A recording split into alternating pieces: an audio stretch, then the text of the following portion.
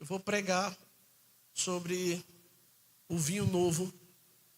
E é um desafio para mim, porque eu observando, tanto eu, quem vai pregar, também é ministrado pela palavra. E eu comecei a me analisar em relação ao que Deus colocou no meu coração para trazer para vocês.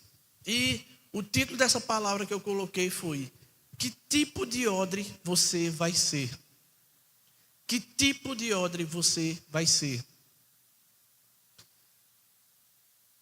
Neste trecho do Evangelho de Lucas, Jesus nos ensina uma lição profunda sobre mudança, renovação, transformação. Ele compara o vinho novo a algo grandioso e revelador, e os odres novos a um coração preparado e disposto a receber a sua obra. Jesus está nos mostrando que para experimentar o novo que Ele tem para nossas vidas, precisamos estar prontos para uma renovação interna. E é interessante, porque se eu e você observarmos, nós temos vivenciado um novo tempo da presença de Jesus. Quem concorda?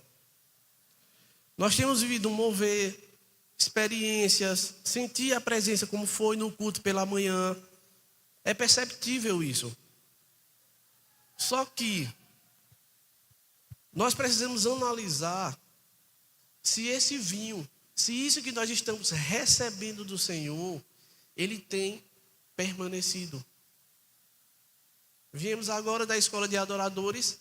De fato foi um mover sobrenatural. Quem pôde participar, eu participei online e participei aqui às noites. E a minha pergunta é: o que você fez? O que você tem feito depois da escola de adoradores? Porque o que mais foi falado, como eu falei, observando as palavras, teve uma que parece que foi combinada entre todos os pastores, que foi conhecer Jesus. Conhecer Jesus. Jesus não está preocupado se a gente canta bem, se a gente prega bem. Não. Jesus está preocupado em eu e você, nós conhecermos quem Ele é. Porque, queridos, a maior dificuldade do cristão, de muitos cristãos, é querer servir o Senhor sem conhecer quem Ele é. E isso é hipocrisia. Eu não posso falar de alguém que eu não conheço ou que eu não convivo. Nós precisamos, de fato, conhecer quem é Jesus. Eu coloquei aqui o significado do vinho novo na Bíblia. E diz o seguinte: o vinho novo representa as novas revelações de Deus, a graça, a unção e a presença do Espírito Santo em tempos de renovação espiritual. Deus nos oferece algo mais profundo e poderoso. O vinho novo também simboliza a nova aliança estabelecida por Cristo, onde a salvação e a liberdade não vêm pelas obras da lei, mas pela graça que vem através de Jesus. Precisamos estar abertos para receber as novas experiências com Deus, sem nos prender aos velhos padrões, às tradições ou limitações da nossa própria visão. Nós precisamos entender que com todo esse mover que estamos vivendo no Espírito, é necessário ouvir sua voz para deixarmos o passado que tanto nos prende e decidir avançar para crescermos espiritualmente e deixar de ser um bebê espiritual. Então, eu e você, todas as vezes que nós recebemos desse mover, todas as vezes que nós recebemos dessa presença do Espírito Santo, que é derramado um vinho novo sobre a minha vida e sua vida, é necessário que nós amadurecermos. Porque o que é que acontece? Como eu falei, às vezes a pessoa está cheia do Espírito, está recebendo tanto do Espírito, mas é um bebê espiritual. Então, não condiz com a presença na pessoa. Por isso que é necessário que eu e você, nós precisamos trocar a velha natureza, deixar o que é do passado, para que esse vinho ele possa ficar em nós. Amém? E o primeiro ponto que eu coloquei aqui foi o problema dos odres velhos. O problema dos odres velhos. Os odres velhos representam corações e mentes, atitudes que estão fechadas às mudanças. Eles representam um sistema antigo e rígido que não pode conter o novo, porque já estão saturados e desgastados pelo tempo. Jesus nos ensina que não podemos receber algo novo com a mentalidade velha. Quando tentamos, o novo se perde e o antigo se estraga. É necessário fazer uma avaliação sincera de nossas vidas. Estamos permitindo que o Senhor faça em nós uma transformação interna? Ou estamos presos ao passado ou aos velhos hábitos e mentalidades? O vinho novo precisa de espaço para ser colocado em odres novos. E eu quero que você abra aí a sua Bíblia em Romanos 12 e vamos ler o versículo 1 e 2.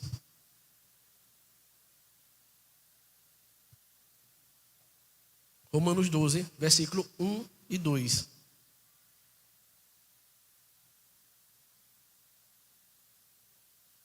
Amém?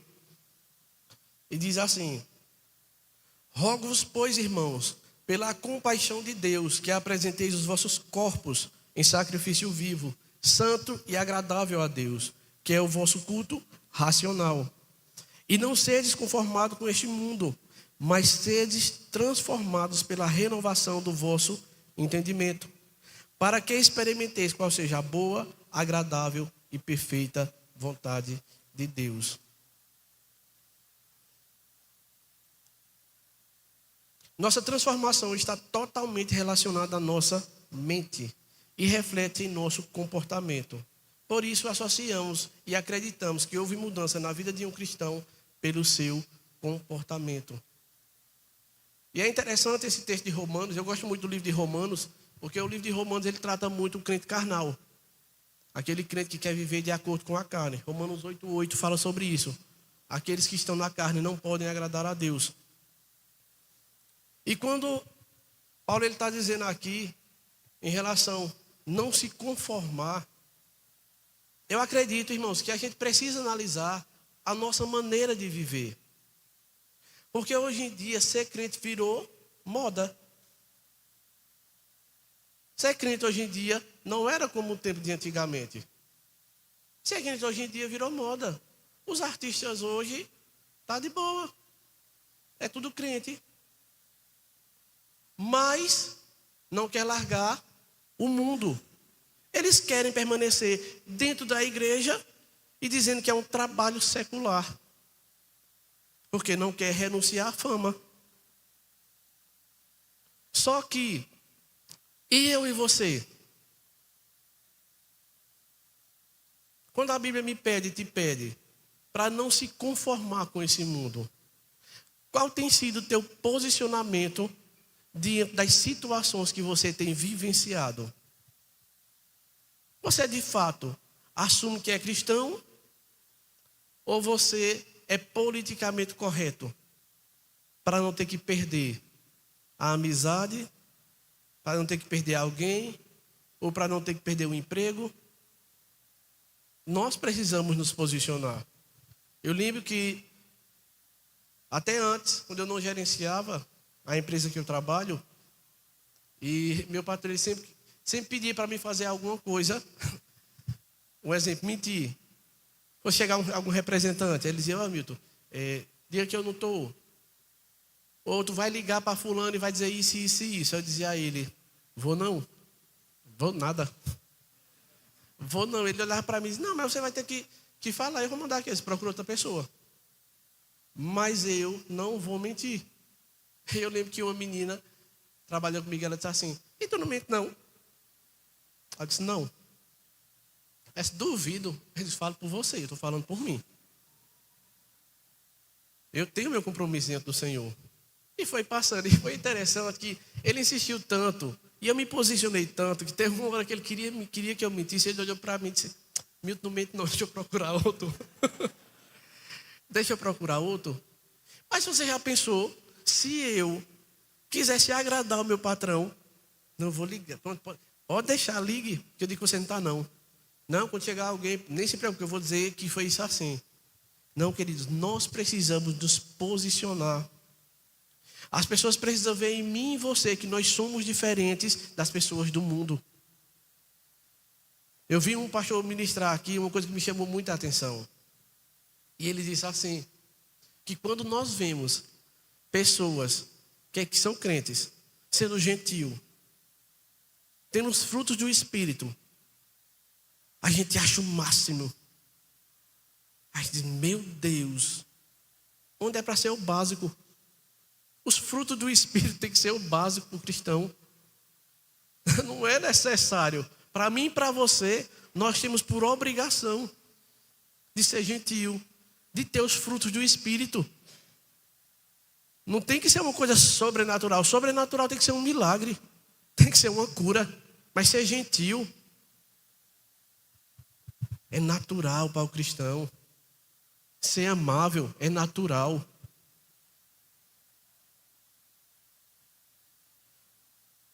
Por isso que tem crente que fala uma coisa e vive outra. Então ela está vivendo de odres velhos. A transformação espiritual é um processo profundo de mudança interior. Ocorre em um nível espiritual.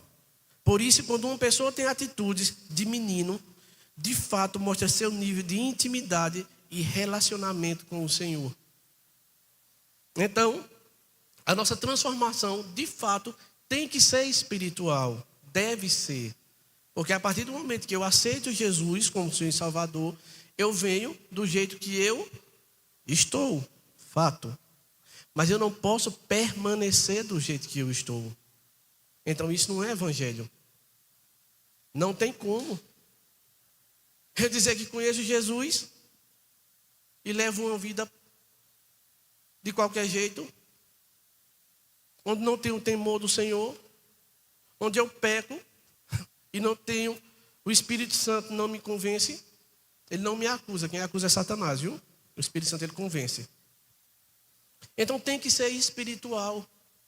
Por isso que eu falei, às vezes não condiz. A pessoa ela diz que está cheia do Espírito, mas as atitudes dela no dia a dia demonstram que não. E ainda tem gente que diz assim. Você vai conversar com uma pessoa e ela diz, eu estou buscando Deus. Estou buscando Deus, estou buscando o Senhor. Mas é grosso, impaciente, carnal, descontrolado nas emoções. Aí eu digo, que Deus é esse que tu estás buscando? Está errado. Porque o meu Deus é um Deus de amor. Meu Deus é um Deus manso. Então não tem como, queridos, eu estar na presença de Jesus, eu dizer que estou buscando a presença de Jesus e ter reações contrárias à vida de Jesus. Eu sei que essa palavra é uma palavra confrontante. Eu queria trazer uma palavra mais light. Mas o Espírito Santo não deixou. Eu digo, Espírito Santo, às vezes o pessoal quando vai me honrar no meu aniversário, aí diz, mas Josemito aí me dá uma lapada. Mas Josemito faz, eu só dou lapada no povo. Tem misericórdia de mim, Senhor. Mas eu acredito, queridos, que nós precisamos mudar as nossas posturas para que o vinho novo do Senhor venha sobre as nossas vidas. Ah, eu quero o Senhor. Ah, Jesus, eu quero mais a tua presença. Mas a vida está toda trouxa. Você vai olhar para a sua vida e dizer, meu Deus do céu, vai não, viu? Não tem como você se encher da presença do Senhor com a vida errada. Não tem como. Nós não somos perfeitos. Nós somos santos porque nós somos separados. Podemos cair em pecado? Podemos. Cair uma vez, pedir perdão, se humilhar e prosseguir. Agora, direto. Eu estou buscando o Senhor e peca. Estou buscando o Senhor e peca. E vive no pecado. A vida toda é vivendo no pecado, vivendo no pecado, vivendo no pecado. Então, não condiz com o evangelho do novo nascimento. Não tem como. E é um despertar, uma nova consciência, uma expansão da percepção e uma busca pelo significado do propósito na vida. Então, eu preciso ter consciência. Por isso que Paulo diz, é um culto racional. Eu sei o que eu estou fazendo aqui. Você sabe o que você está fazendo aqui. Porque tem gente que diz, eu vou assistir culto. Não se assiste culto não, querido. A gente cultua. Eu vou prestar culto. Eu vou cultuar o Senhor. É muitas vezes onde a igreja erra. Por quê? Porque não quer cultuar. E passa a ser espectador de culto. Às vezes está o mover, o Espírito Santo, movendo a presença dele. E a pessoa está ali, olha. Cara fechada, braço cruzado, sentado. Eu nunca gosto de comparar em relação, às vezes, quando a gente está no mundo, porque a gente era cego, né? Mas quando a gente era do mundo, nós não tínhamos limites. Quando nós estávamos no pecado, nós não tínhamos limites. Mas com Deus, nós queremos limitar. Porque nós achamos que nós vamos ser ou extravagantes, ou nós vamos ficar desconfortáveis na presença das pessoas. Não é verdade? Então eu preciso ter a consciência de que eu estou cultuando racionalmente. Eu sei que existe um Deus, não é uma banda de louvor que está aqui, não é o pregador, mas é a presença do Senhor que está aqui, que eu vou cultuar, e a palavra vai falar ao meu coração. É essa consciência que eu preciso ter. E outra coisa que ele fala é ter propósito na vida. Nós não tínhamos propósito na vida. Não sei se você era assim, pelo menos antes de conhecer Jesus eu era. Eu não tinha propósito nenhum. E eu lembro que uma vez, depois de tudo que eu já tinha vivenciado no mundo, eu lembro que eu pensando, eu disse assim, eu não tenho sentido para a minha vida. Eu me levanto de manhã, vou trabalhar, volto para almoçar, vou dormir, me levanto, vou trabalhar, volto de noite, eu vou assistir alguma coisa, eu vou dormir de novo. Vê que vida sem propósito. Aí final de semana, ia me embriagar, ia me prostituir. Veja que vida sem propósito. Então quando eu e você nós encontramos Jesus, ele nos dá propósito. Jesus, ele dá propósito de vida para mim e para você. E você passa a entender o porquê você está aqui, para que você foi chamado. Amém? Nossa consciência pode ser moral quando distingue o certo ou o errado.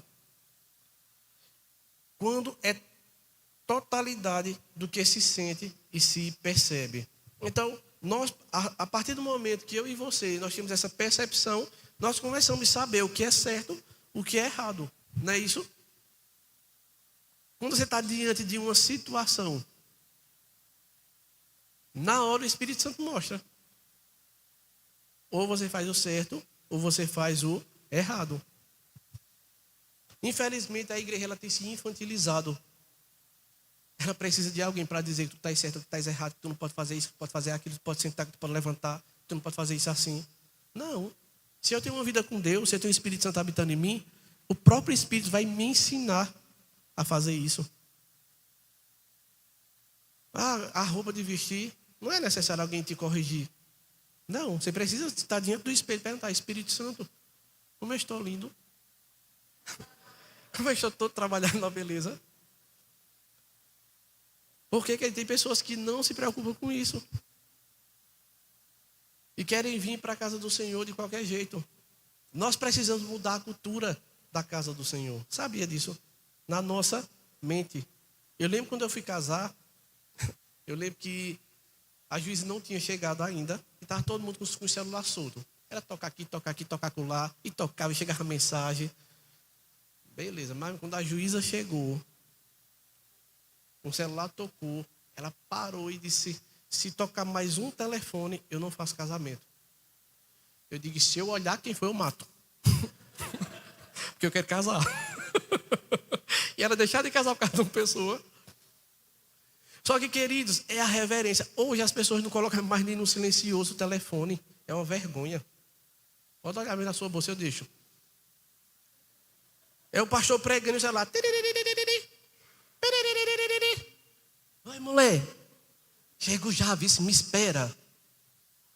Qual o temor que você está tendo da palavra do Senhor?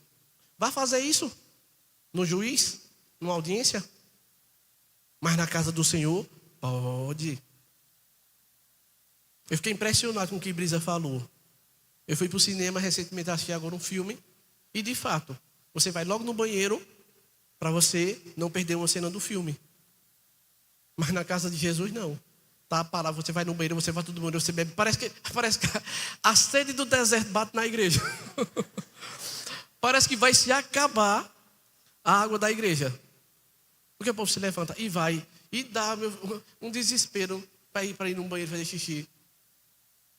Querido, nós precisamos ter mais reverência à palavra do Senhor. Nós precisamos respeitar a palavra do Senhor. Porque senão, não tem como Deus derramar sobre a igreja um vinho novo. Não tem como. Nós queremos o vinho novo, mas com as posturas erradas, Deus não vai derramar. O propósito de vida até então, antes não tínhamos propósito, mas sabíamos porque estamos vivendo. Em Cristo Ele nos deu sentido e propósito de vida. E a maior dificuldade na vida do cristão é de fato deixar a vida antiga e viver a nova vida em Cristo. Então ele não consegue viver o novo de Deus. Ele vê e sente a dor de culto. E por esse mesmo motivo, o Senhor não vai derramar algo sobre a vida velha. Você sabia que a maior dificuldade, até de cristão velho, estou só falando de novo convertido, não. Pessoas que já conhecem Jesus, olha, é deixar a vida antiga. É Deus falar ao coração dessa pessoa que ela precisa renunciar a algo e ela resistir. Não, agora não. Eu vou caminhando com o Senhor, eu vou andando com o Senhor. Amanhã eu deixo. Amanhã eu faço. Que esse, sabia disso? Esses é os que são chamados tímidos na Bíblia. Não pense que o tímido é aquele que não fala, que fica num cantinho. Eu sou tímido. Não. O tímido na Bíblia é aquele que não se decide. É aquele que escuta, é aquele que vê, mas finge. Amanhã eu faço. É o crente do futuro. Amanhã eu faço. Amanhã eu vou. Amanhã.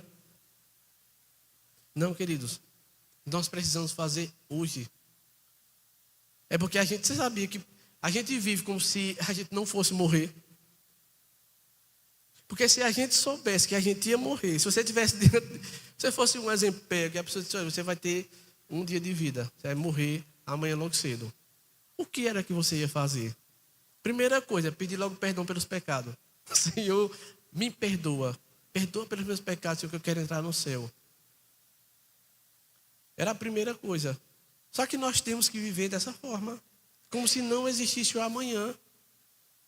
Porque quando as pessoas dizem assim, Jesus vai voltar, parece uma história da mitologia grega. Uma coisa do passado. Mas Jesus vai voltar. Bote isso na sua cabeça, viu? Nós precisamos ter o temor de ter esse entendimento para que a gente não venha pecar. Porque as pessoas, não, mas eu vou para o céu, viu? Olha, eu vou para o céu. Certo. Em nome de Jesus, que você suba. Agora a Bíblia deixa bem claro que o reino de Deus ele é tomado por esforço. Não pense que você levar uma vida leviana, uma vida num pecado, você vai entrar, não, porque você entregou sua vida a Jesus, viu? A própria palavra de Deus, ela não vai contra ela mesma. Uma coisa tão simples. Mentir. A Bíblia diz, os mentirosos não herdarão o reino do céu. Aí a pessoa só vive mentindo. É uma coisinha aqui, é uma coisinha ali. Mas tem convicção e certeza que vai entrar no céu. A palavra vai dizer o quê? O mentiroso vai entrar. E olhe que é uma coisa simples. É uma coisa pequena. Então, de fato, nós precisamos abandonar a velha natureza. E o que é que hoje te prende? Você precisa se perguntar. E renunciar. Como eu já falei aqui, eu gostava muito de forró. Eu era forrozeiro.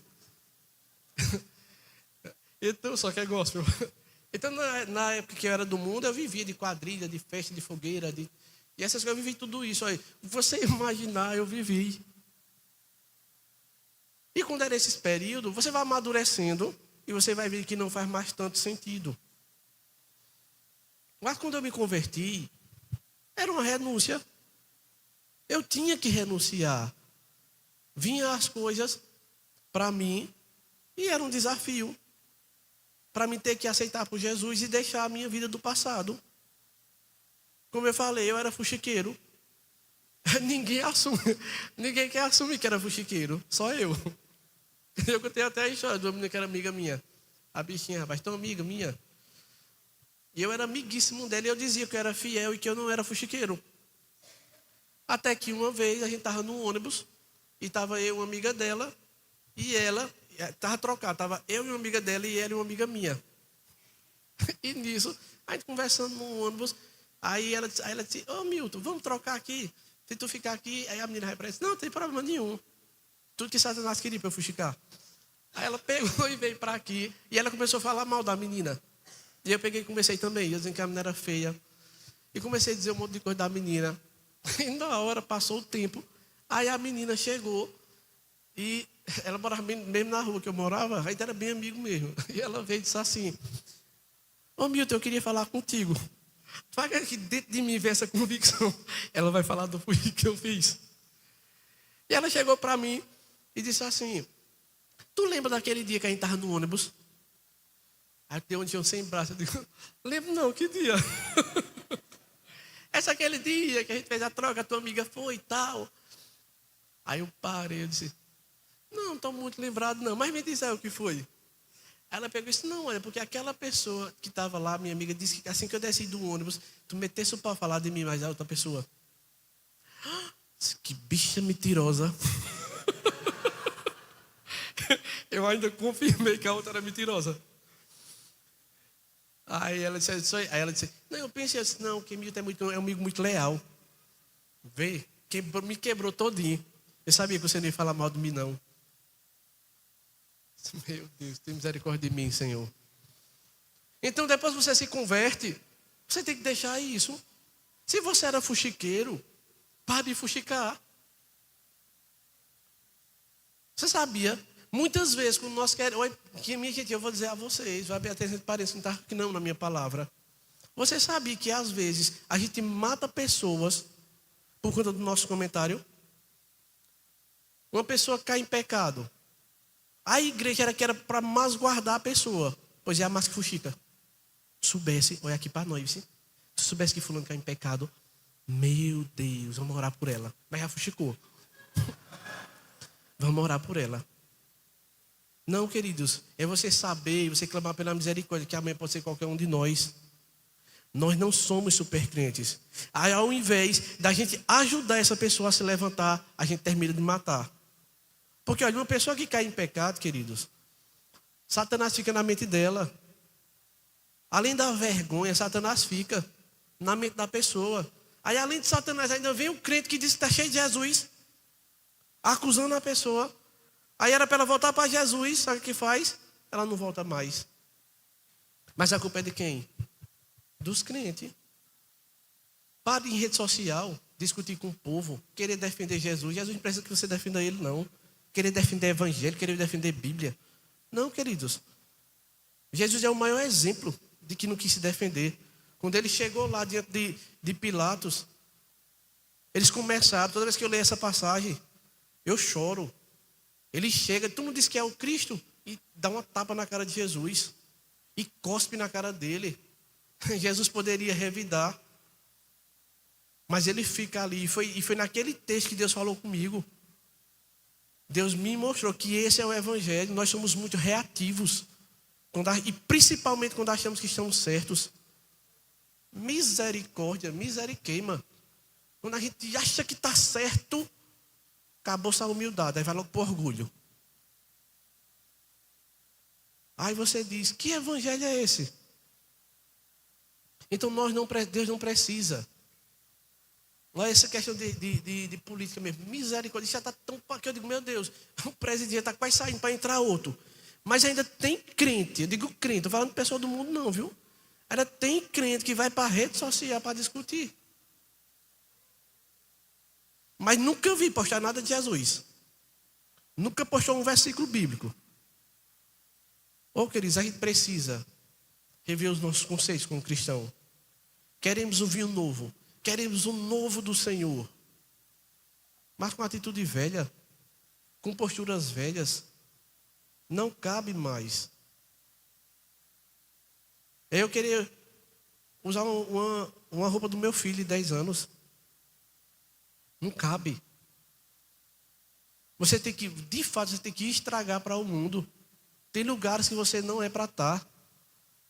Tem gente que é convidado para um casamento que a pessoa não é cristã, ou para uma formatura.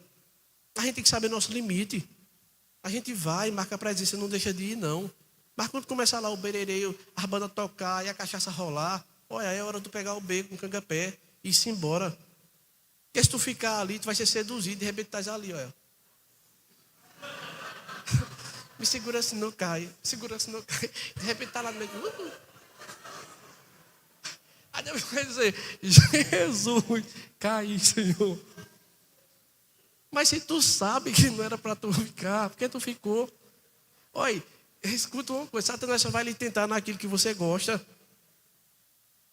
Eu odeio alho, eu não gosto, odeio não, né? Eu não gosto de alho, porque eu odeio uma palavra muito forte. Eu não sou fã de alho. Minha esposa sabe, quando eu vou cozinhar, eu pego o alho, ou eu trituro muito ele, para eu não sentir o gosto, ou se não, eu parto ele em pedaços grandes, que quando cozinha, eu tiro e jogo. Tu acha que Satanás ia me tentar com alho? Sabendo que eu não gosto? Agora, se carne fosse pecado, que não é carne, eu amo churrasco. Eu estava ferrado. Que eu amo carne, eu amo churrasco. Então, Satanás ele vai lhe tentar naquilo que é tua fraqueza. E você precisa. Tem mulher que é assim, às vezes está carente emocionalmente, não pode ver um homem. Está ali crescendo em Deus, está ali buscando o Senhor. Aí aparece. Oh, Deus. Aí o cara só diz assim a ela. Como você é bonita. Ela, Jesus. Aí já se entrega o coração. Nem pergunta se é do Senhor. Já está lá entregue, as baratas. E é crente. A minha vida é do Senhor. Aí de repente começa o relacionamento. Você pensa, cadê fulana? Sumiu. Pegou o namorado, deu um cangapé. E não era crente. Meu Deus. Aí faz faculdade. Vai fazer um curso que tanto queria. Aí entra no curso. Aí de repente começa lá o pisoteio, começa a se envolver e se acha que é intelectual demais porque conheceu lá a faculdade. Aí só que o conhecimento da terra não é o conhecimento do reino, lascou-se. Desviei. Mas não queria tanto o curso. Não queria tanto. Então, queridos, nós precisamos de fato analisar. E eu digo a você, olha, é todos nós, é eu que estou pregando e você que está aí. Não existe supercrente, não existe. Nós precisamos estar nos pés do Senhor, dizendo, Senhor, tem misericórdia de mim. Eu digo todo dia, Senhor, tem misericórdia de mim, Senhor. Tem misericórdia. Porque quando a gente reconhece, aí é que o Senhor ele entra em ação. E o segundo ponto que eu coloquei aqui foi as necessidades dos odres novos. Os odres novos são os corações renovados e preparados para a obra de Deus. Eles são maleáveis. Olha, vê o coração para o odre novo, viu? Maleáveis, flexíveis e são dispostos a serem transformados para que o vinho novo de Deus seja derramado em nossas vidas. Precisamos ser como odres novos para mudar, crescer e amadurecer. No mesmo texto aí em Lucas, você abra Lucas 5, quem passou, né, que estava em Romanos, que nós vamos ler o versículo 27 ao 32. 27 ao 32.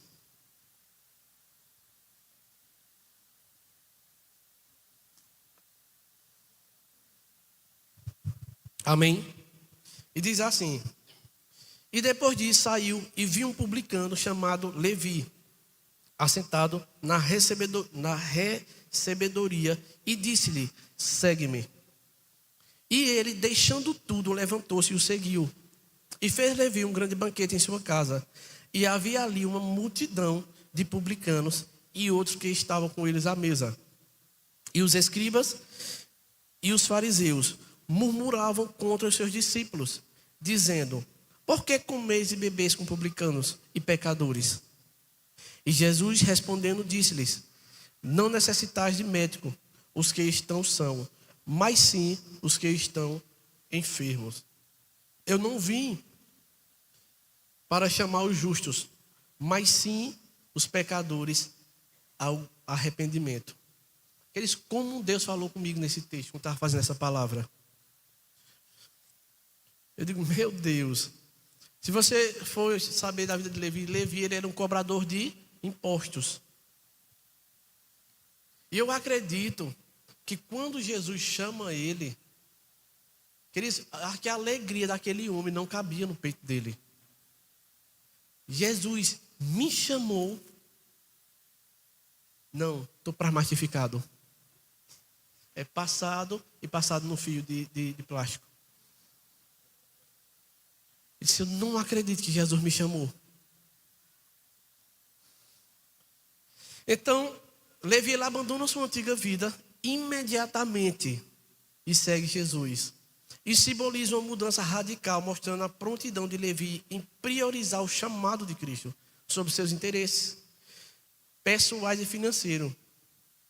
Levi organiza uma refeição para comemorar sua nova vida e apresentar Jesus aos seus colegas, que também era excluído e mal visto pela sociedade. Então, queridos, eu achei muito forte isso.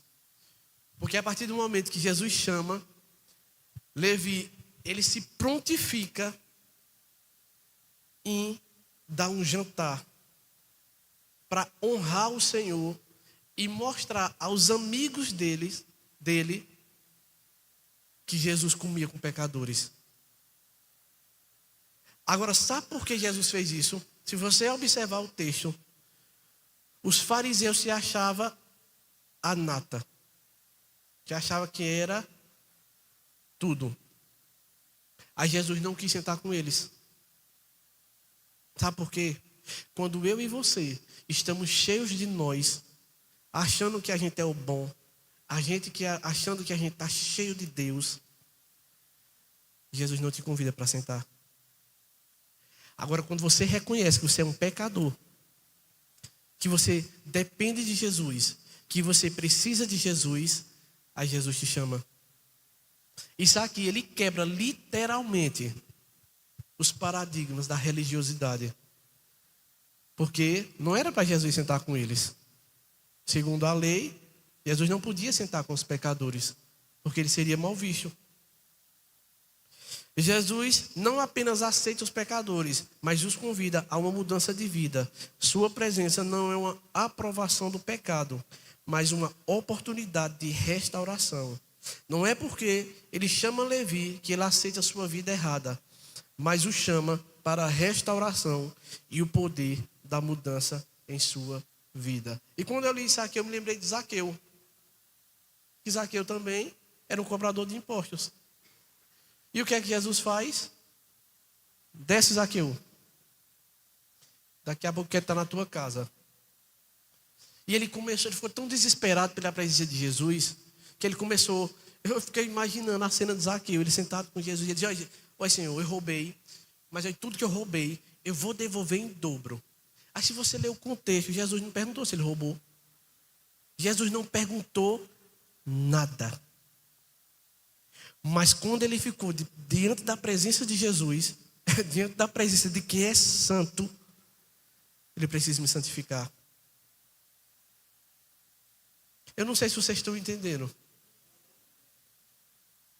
Quando ele reconheceu que ele disse: meu Deus, Jesus está na minha casa, eu vou estar na presença de Jesus, oxe, eu vou ter que me humilhar logo.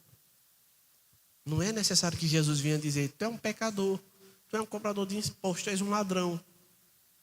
Não. Os fariseus confiavam em sua justiça própria, enquanto Jesus enfatiza a necessidade de reconhecer a fraqueza e a dependência de Deus.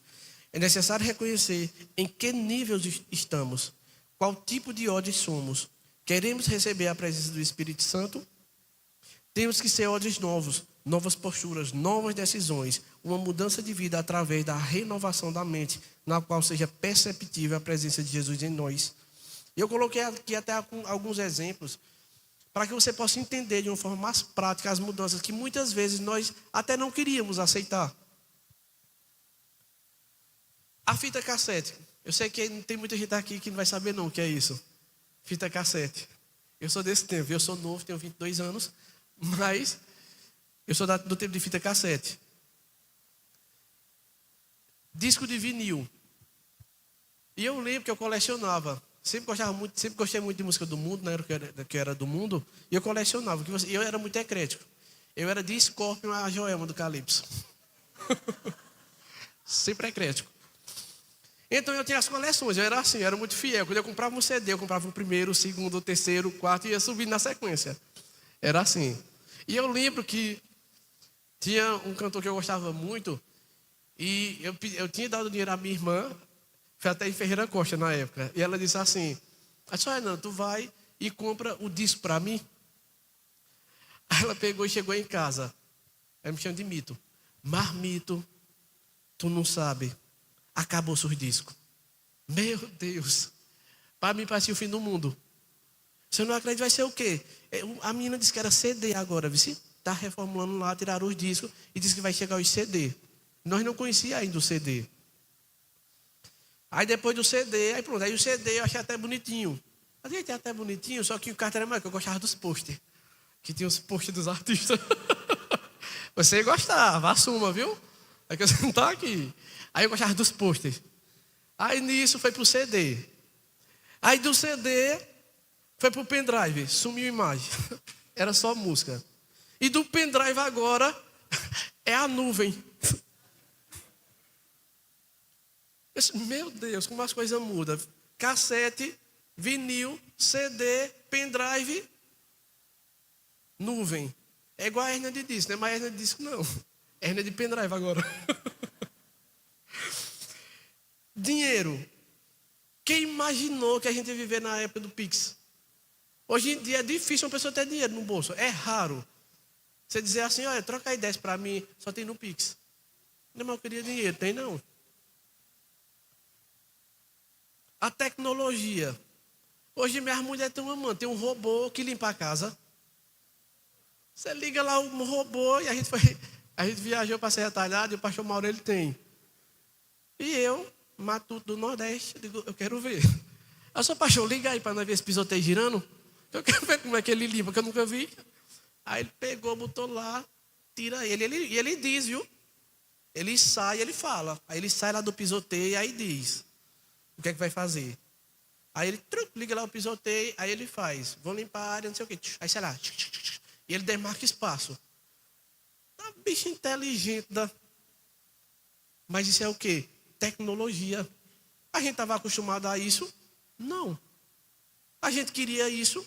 Não, porque eu não vou mentir. Era tão mais fácil o papel, tão mais rápido, menos as cartas, né?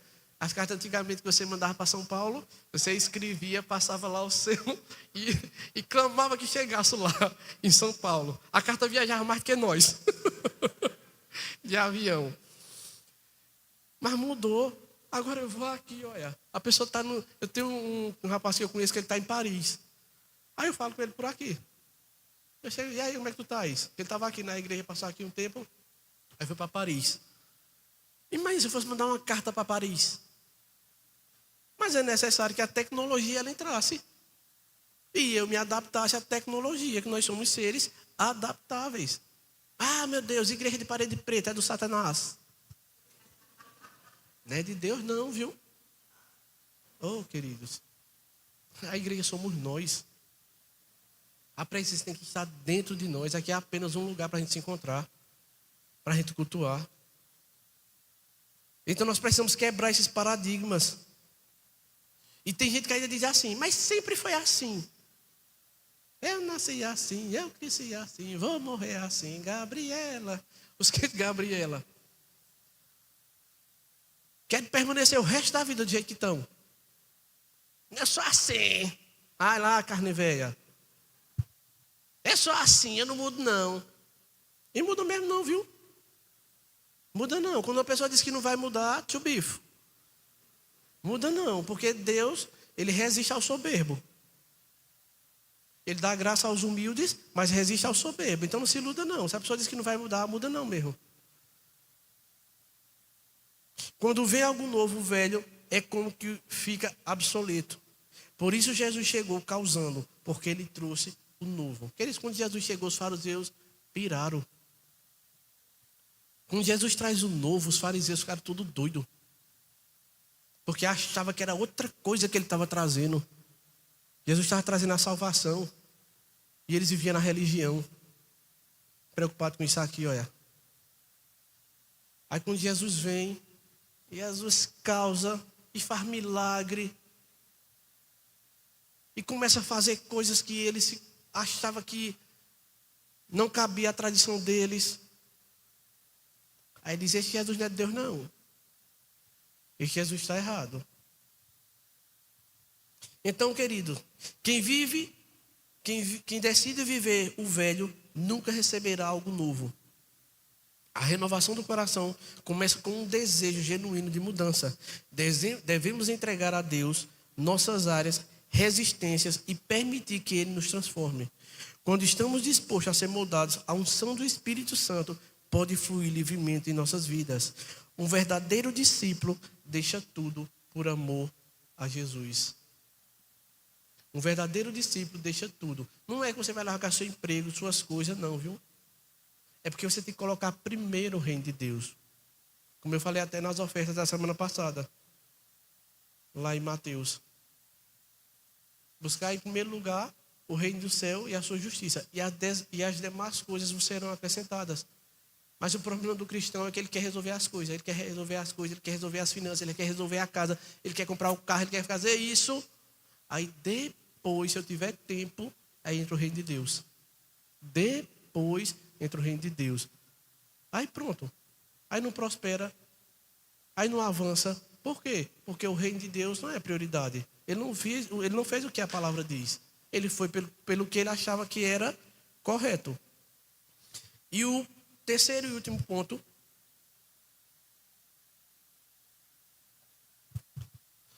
O processo de renovação. Só tem isso mesmo, viu? Pode.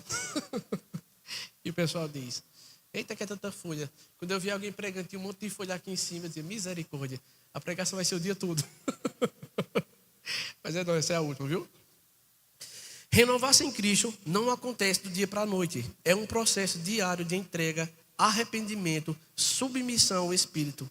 Assim como um odre novo precisa de tempo para se moldar, nós também precisamos de paciência e dedicação para viver a transformação de Deus. A renovação não é fácil, mas é essencial para lidar com Cristo. É uma oportunidade para ser mais parecido com Ele. Não podemos permitir que a comodidade ou o medo da mudança nos impeça de nos entregar completamente à vontade de Deus. Eu vou falar primeiro da comodidade. Me deixa aqui no meu canto. Está bom demais, tudo que eu já fui. A pessoa acha que pelo simples fato de frequentar a igreja evangélica está no processo de renovação. Mas não sai do canto. A vida toda um frequentador de culto sem fruto. 10 anos de crente, mas não tem fruto. Ô queridos, e que fruto é esse além do fruto do Espírito? Vidas. Nós precisamos ganhar vida para Cristo. Você precisa fazer uma visita. Você precisa cuidar de alguém. É bíblico isso, lá em Mateus 28, 18 e 19. Portanto, ide e fazei discípulos. A Bíblia não diz convertidos. Faça convertidos. Não, a Bíblia diz ide e fazei discípulos. Por quê? Porque é um bebê. É uma coisa de nascer uma criança e você dizer assim, come só, anda só. A criança vai morrer. Então, quando alguém aceita Jesus, existe esse processo. Só que muitas pessoas estão acomodadas. Tá muito bom. Pô, já tem meu lugarzinho no céu. Tio Bifo. Meu tamboretinho está lá. Já era. Quem quiser Jesus que vá atrás. Não é assim não, queridos. Você precisa sair, levantar, olha. Igreja não é isso aqui não. O evangelho precisa sair das quatro paredes. Nós precisamos na escola, na faculdade, no nosso trabalho, onde você estiver, você precisa testemunhar da vida de Cristo. E aproveite as oportunidades. Quando você vê uma pessoa passando dificuldade, já chegue perto. Posso orar contigo? Então você ora, você fala que Jesus quer mudar a vida dela. Só que é um monte de crente, minha gente. 007, esse filme é tão antigo. Agente secreto. É a situação do seu trabalho, é pessoas passando por dificuldade, clamando ali por ajuda. Mas você está lá acomodado. Homem, ele que se vire. Ele que vá atrás. Vou nada falar de Jesus para ele, me desgastar, vou nada. Nós precisamos saber que aquela pessoa ali, ela precisa de Jesus. E eu preciso ser esse canal de bênção na vida dela. Agora o outro que eu achei bem interessante, que eu acredito que é um dos casos mais graves dentro da igreja. Fora o pecado. O medo. O medo é um sentimento comum que pode ter sido causado por diversos fatores, como traumas, crenças, personalidades e experiências negativas. Por isso que algumas pessoas têm medo de mudar. Medo de ter que passar ou viver de novo tudo que já vivenciou anteriormente. E isso impede o processo de renovação. Você sabia que as frustrações, elas causam medo? E o medo nos paralisa, quase que eu oro em línguas agora. O medo nos paralisa de receber o novo que Deus tem para nós, por conta da experiência passada. Às vezes é de um relacionamento, às vezes é até mesmo de uma igreja. Você tem medo de avançar, você tem medo de renunciar pela frustração. Aí o que é que você faz? Não, eu prefiro ficar no meu canto. Não, eu não quero mais relacionamento não. Deus me livre, já sofri tanto. Você tira, se você for pedir conselho a uma pessoa frustrada no relacionamento. Tanto pode ser homem ou mulher. Se você for dizer a ela, vou casar, você faz misericórdia. Olha, mata alguém. Por quê? Porque se tu matar, tu é preso, passar apenas, se for réu primário, passa no máximo 10 anos. 10 anos tu tá livre. Casamento é a vida toda. Isso é a mente de uma pessoa frustrada. Ou que tem filho que é umas bênçãos. Sofreu demais com o filho. Eu convivi com uma pessoa que ele era frustradíssimo com o filho. O filho tinha colocado na justiça. Olha, pense numa situação deplorável. Aí quando ele soube que Suzy tinha engravidado, Deus, olha, sei para que tu inventasse isso? Tu vai ver, olha, filho só faz raiva. Olha, filho, eu vou dizer a você, presta não. Eu me arrependi de ter filho. Aí eu digo, olha, isso é uma experiência negativa sua. Eu conheço pessoas que têm prazer em seus filhos. Então você não pode pegar a sua frustração e achar que todos os filhos são iguais ao seu. Não é assim que funciona. Então, queridos, eu quero de fato que você sonde o seu coração e veja qual é o medo que está te impedindo de você receber o novo de Deus. Isso é em tudo. Você precisa analisar e pedir, Espírito Santo, me ajuda. É necessário abandonar os velhos hábitos, ideias e estruturas que já não servem para acomodar novas realidades. Eu vou ler Filipenses 3, eu não vou me para você abrir não com toda a hora. Filipenses 3, 13 e 14, que diz o seguinte: irmãos, não pense que eu mesmo já o tenha alcançado, mas uma coisa faço, esquecendo-me das coisas que ficam para trás e avançando para as coisas que estão adiante de mim. Prossigo para o alvo, a fim de ganhar o prêmio do chamado celestial de Deus em Cristo Jesus. E eu quero perguntar a você, além do que te impede, de renunciar, ou o medo que muitas vezes te paralisa, o que te impede de seguir a Jesus? O que é que impede você, de fato, de se entregar? De dizer, Jesus, assim como Levi, que é assim que Jesus olhou e disse, bora, venha. Ele não pensou duas vezes. Sabe por que muitas vezes as pessoas elas não querem Jesus? Porque elas acham que não precisa. Que a vida está muito boa. Quando Jesus chama Levi, de fato ele entendeu a necessidade que ele tinha em Jesus. Ele não poderia perder a oportunidade de estar com ele. E Jesus ele quer romper com as nossas estruturas antigas, nos encher do poder do Espírito Santo, para que o vinho novo de Deus seja derramado sobre nós. Precisamos ser odres novos, dispostos a mudar, crescer e viver em obediência à sua palavra.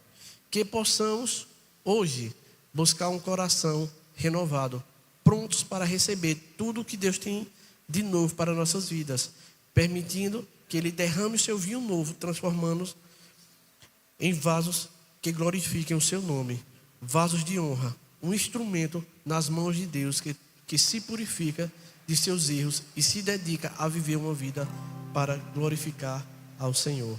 Eu quero te convidar a ficar de pé.